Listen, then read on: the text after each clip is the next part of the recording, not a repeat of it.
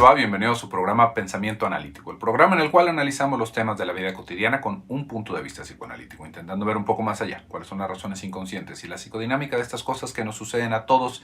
Y comenzamos con el tema del día de hoy, que quedó ahí en la encuesta, ¿no? De repente algunas preguntas y que no nada más habíamos visto en esta encuesta semanal, sino que es una pregunta recurrente y que es realmente bastante válido, ¿no? Cuestionarse sobre esto si estamos hablando de psicología. Y esto tiene que ver con nuestra memoria, ¿no? Si es posible recordar cosas que hemos olvidado, por ejemplo, qué recuerdos son reales y qué recuerdos no son reales, principalmente con esta situación de los olvidos, ¿no? ¿Por qué olvidamos? ¿Se puede olvidar, de hecho? ¿No? Es algo que nosotros pudiéramos borrar de nuestra cabeza ciertas vivencias. Ahí nos vamos a encontrar con que hay obras de ficción en donde un acercamiento terapéutico, ¿no? a ciertos problemas de la vida es borrar los recuerdos, ¿no?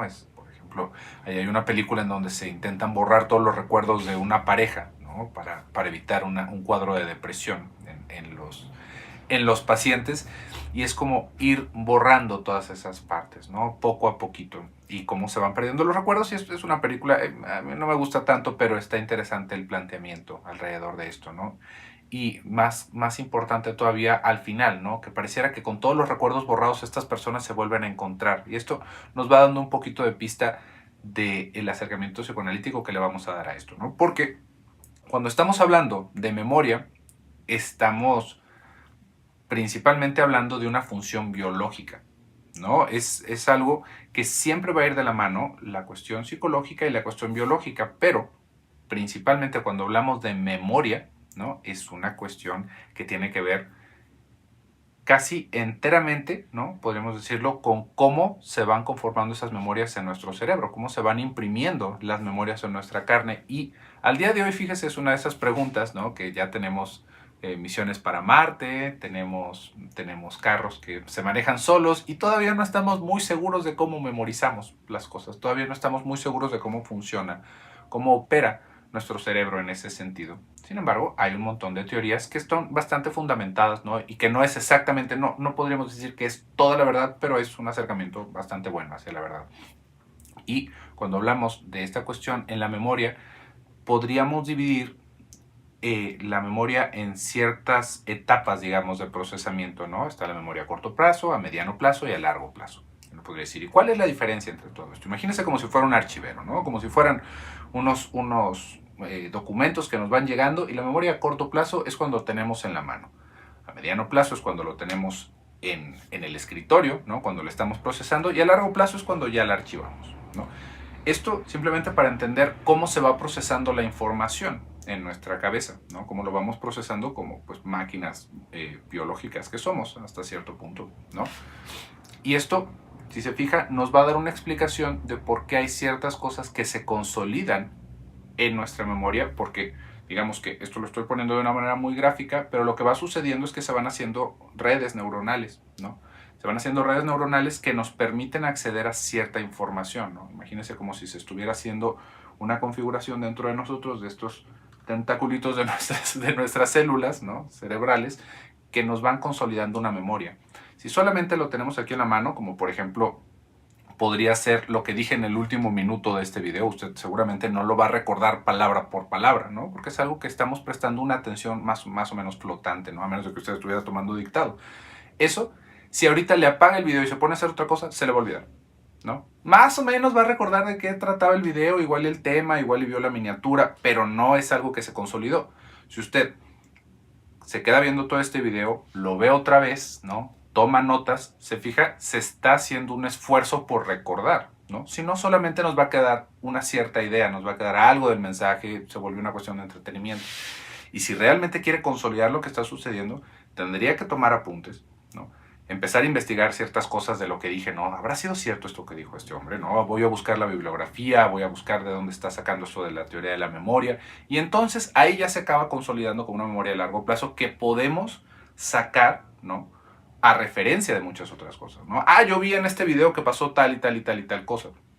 Esto va a ser un tanto distinto dependiendo de qué tan fortalecidos estamos en esa capacidad, ¿no? Para nosotros, porque hay personas que simplemente con escuchar las cosas una vez pueden almacenar muchísimos datos de eso que escucharon, ¿no? Y hay personas que, bueno, pues parece como que vamos teniendo memoria de teflón, ¿no? Nada se nos pega. Entonces, fíjese cómo esto también nos va a dar una cierta explicación de por qué hay momentos en donde no nos acordamos de nada de lo que sucedió. Porque si esto lo entendemos como una cuestión mecánica, ¿no? Hasta cierto punto hay una función mecánica en memorizar, porque tiene que haber un movimiento y un acomodo en nuestras células para que esto se recuerde. ¿Qué sucede, por ejemplo, cuando vamos manejando y nos impactan de lado? ¡Pum! Y nosotros amanecemos en el hospital, ¿no? O en la ambulancia. ¿Qué pasó? Y esto, fíjese cómo, no se pudo registrar, ¿no? ¿Por qué? Porque no estábamos al tanto de esto. Sí estábamos ahí, seguramente vimos cómo rodamos. Tal vez no quedamos inconscientes en el momento, sino hasta después. ¿Por qué no nos acordamos? Porque esa información, ¡fum!, salió por la borda. No se pudo consolidar. Y esto es algo que ahora sí ya podríamos intentar explicar de una manera distinta alrededor de la cuestión psicológica, ¿no?, de la memoria. ¿Por qué? Porque eso nos deja un hueco, ¿no?, en nuestros registros. Y nosotros, de una manera ya más en lo mental, queremos rellenar eso. Y eso nos generó un trauma de entrada. ¿Por qué? Pues porque casi pierdo la vida, o porque seguramente sí quedé muy lastimado y no tengo una explicación de lo que sucedió.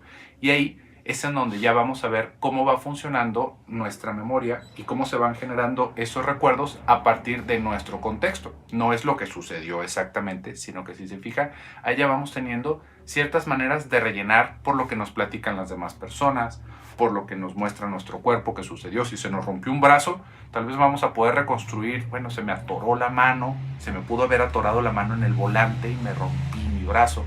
Vamos haciendo todo este trabajo de reconstrucción, ¿no? Pero si se fija, eso no es un recuerdo, estamos creando un recuerdo en el momento, ¿no? Y esto es algo que sucede muchísimo alrededor de los traumas y alrededor de nuestra propia historia, ¿no? Por eso es que es tan interesante hablar de esto alrededor de nuestra psicología. ¿Por qué? Porque entonces, ¿cuál sería la vía de olvidar, ¿no? Ahorita ya hablamos cómo se va haciendo un registro de estas vivencias, ¿no? Si esto lo pensáramos ahora sí, no en un accidente, sino en una situación, por ejemplo, de abandono, ¿no? ¿Cómo se va consolidando ese recuerdo? Tiene que ver, uno, con la magnitud del recuerdo. Por ejemplo, si un día simplemente nuestros padres no regresaron a casa, pues no es como que se nos haya generado un recuerdo de eso, ¿no? Si se fijan, pues ya empezamos a vivir de esa manera de ahí para adelante, ¿no? Pero, por ejemplo, si nos regresáramos y decimos, es que mis padres se olvidaron de mí una vez en la escuela, ¿no? No se pusieron de acuerdo quién me tenía que recoger, si mi papá o mi mamá, va a quedar consolidado como un recuerdo porque va a ser una situación traumática, pero no va a quedar de la misma manera que ese padre que ya no volvió, ¿no? Esto cambia en su sentido y en su significado si nuestros padres no nos olvidaron una vez, sino unas 15, 20, ¿no? O a veces incontables, ¿no? Ya se volvía una cuestión habitual para nosotros que no llegara nadie y tener que ir caminando penosamente a la casa, ¿no? Y que llegáramos y se sorprendieran.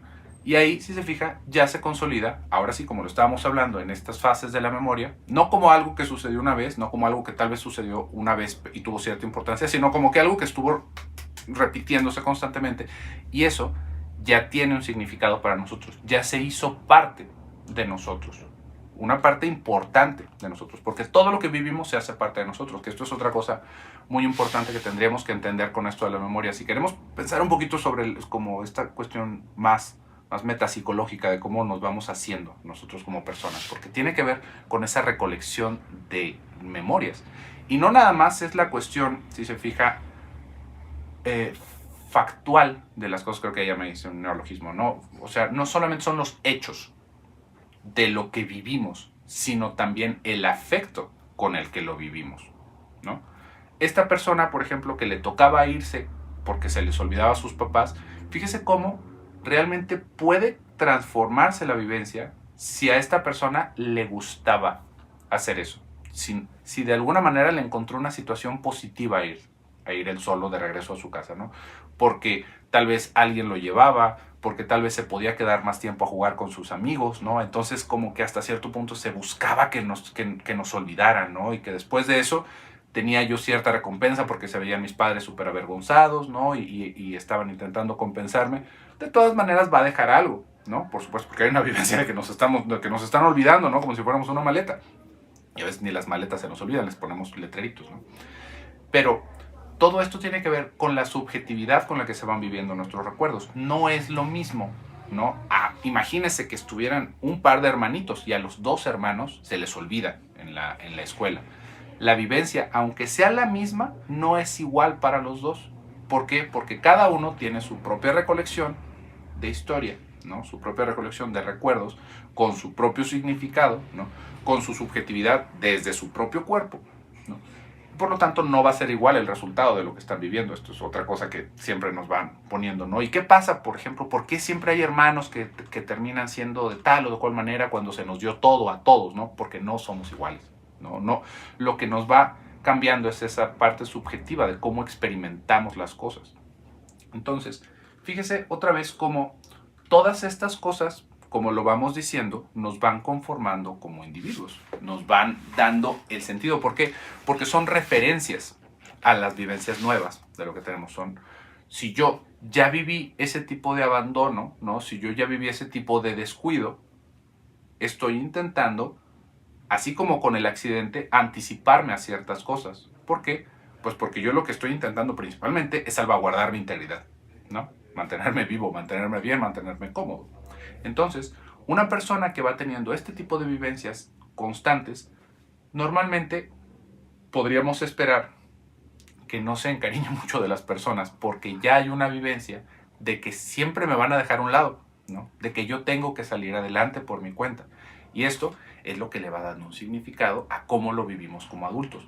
El recuerdo de las cosas, todas nuestras vivencias. Uno podría decir, es que solamente sucedió una vez, ¿no? Por ejemplo, podríamos decir, es que no fue un abandono, sino que mamá o papá se fueron un año a vivir a los Estados Unidos a trabajar, ¿no? Y esta personita lo vivió desgarrador, ¿no? Tal vez era un momento muy importante para él o para ella, ¿no? Que estuviera para estar con su padre o con su madre, y lo vivió llorando durante todo ese año, ¿no?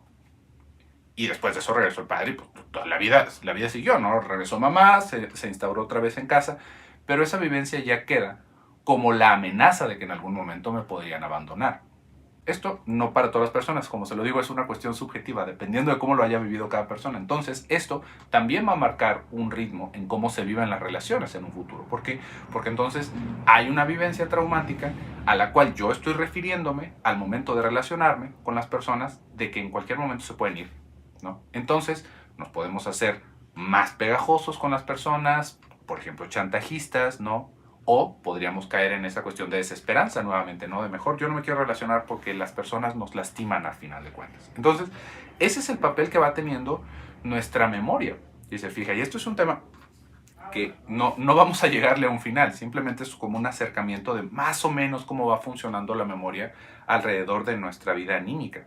Porque parte de la pregunta, ¿no? del tema del día de hoy es cómo recordar ciertas cosas, ¿no? Porque si se nos olvidaron, pues uno podría decir, seguramente por ahí andan, ¿no? Las tengo guardadas. Y aquí, una vez más, tendríamos que recurrir a esa explicación sobre lo biológico de cómo se va imprimiendo la memoria en nosotros. Nuestro cerebro, al día de hoy, no sabemos exactamente cuánta capacidad tenga, pero lo que sí sabemos es que estamos sobradísimos de capacidad mental, ¿no? De capacidad cerebral. Estamos sobradísimos no porque sea como una cuestión planificada, sino porque es como recurrente. Es algo que nacemos como de más. Imagínense como si naciéramos con más brazos porque estamos esperando que se nos rompan o que se nos queden inútiles a lo largo del tiempo como para quedarnos al menos con uno o con dos. Es lo mismo que va pasando con nuestras células cerebrales. Tenemos muchísimas más de las que necesitamos. Entonces, si hay un golpe serio, ¿no? Y a veces ni siquiera tan serio, mueren por cientos nuestras células cerebrales, ¿no? Si consumimos drogas, también por cientos de miles se nos van muriendo. Pero estamos sobrados de eso. Entonces, al día de hoy no nos hemos topado con esa imposibilidad del hardware de decir, ya no me puedo acordar de nada nuevo. Aparte de que va funcionando de una manera diferente nuestro cerebro. Tiene una plasticidad. No es igual que un disco duro, ¿no? Que se le van guardando imágenes con unos y ceros y después de eso se traducen y ya, ¿no? nuestro disco duro, ¿no? Nuestra memoria, nuestro cerebro, no es sólido, sino que pues, es una masita de grasa, ¿no? Que va funcionando de maneras muy complejas con intercambios químicos, pero no está cristalizado. Entonces, en esa idea de que no está cristalizado, digamos, nuestra fuente de memoria se puede modificar. Y se puede modificar para olvidar y para crear nuevos recuerdos o para maquillar ciertos recuerdos, ¿no? No es como que, digamos, yo ya me acuerdo de esta manera de forma fotográfica y no se va a cambiar esto nunca más en mi vida, sino que por el desuso ciertas cosas van perdiendo relevancia, ¿no? Y quedan, digamos, desconectadas completamente de lo demás de nuestra red neuronal, digamos. Entonces ahí ya se nos olvidó irremediablemente algo. Ya no hay forma de recuperarlo. Si nosotros hacemos un esfuerzo a veces por recordar, puede haber una reconexión en eso, pero ya no va a ser igual. No es como que estemos buscando una foto en un archivero, sino que estamos buscando un camino en el bosque. Y esto, si lo entendemos de esa manera, nos va a dar una explicación diferente de cómo se van viviendo los traumas para nosotros, ¿no? Porque hay una idea que es antiquísima y que ya está en desuso, pero no a todas las personas les llegó la publicación, ¿no?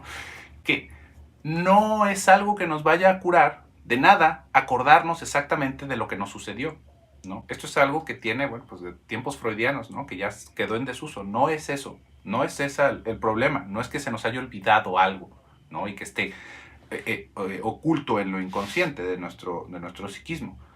Es parte del problema, pero el recordarlo no es la solución. Y aquí, justamente por eso es que se lo voy explicando. Si algo nos pasó de niños, va a haber sufrido ese recuerdo unas mutaciones brutales en lo que crecemos, ¿no? ¿Por qué? Porque va cambiando el significado. Y lo que lo va manteniendo vivo es que nosotros regresamos a ese recuerdo porque lo platicamos, porque sigue siendo relevante en muchas cosas, pero al no ser sólida nuestra memoria, ¿no? Va mutando ese recuerdo. Entonces, si fue una situación traumática y tal vez quedó ahí medio olvidado y lo estamos queriendo recordar, nos vamos a sacarlo del cajón y nos vamos a encontrar con que es una cosa distinta a lo que sucedió realmente y que sin embargo sigue teniendo un impacto en nuestra vida. Entonces, pensando un poquito sobre estas cosas, fíjese cómo no es como tan sencillo. Y esto se lo voy explicando, es una manera de entenderlo, ¿no? Porque, otra vez, no estamos, de hecho, muy seguros de cómo va sucediendo todo esto. Es un buen acercamiento, ¿no? A cómo va funcionando, pero con esto es con lo que nos estamos dando una explicación de cómo va funcionando el trauma y de cómo se va haciendo un acercamiento terapéutico hasta este tipo de cosas, ¿no? A esos olvidos. Entonces, ahí todavía queda medio en el aire la pregunta. ¿Podemos recordar? Sí, sí podemos recordar, pero ¿qué es recordar? ¿No? Y yo creo que con eso nos vamos a quedar por este video y vamos a continuar en siguientes videos trabajando un poquito sobre este tema, porque se nos ha terminado el tiempo por el día de hoy. Yo me despido, soy José Luis Amarripa. Si le gustó el video, déjenos un like, suscríbase, que ya somos más de 16,000 suscriptores, en serio, y siguen creciendo los números, qué gusto me da, muchísimas gracias. Comparte el video si le gustó, ¿no? Si no le pareció algo que dije, póngame en los comentarios, por favor, y ya con esto nosotros vamos haciendo el contenido que principalmente es para usted. Nuevamente me despido, soy José Luis Amarripa, hasta pronto.